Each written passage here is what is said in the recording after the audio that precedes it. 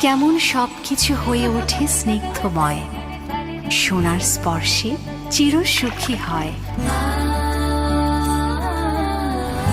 অনুভূতি ও সম্পর্ক বদলে যায় ঝলমলে চির আস্থায়।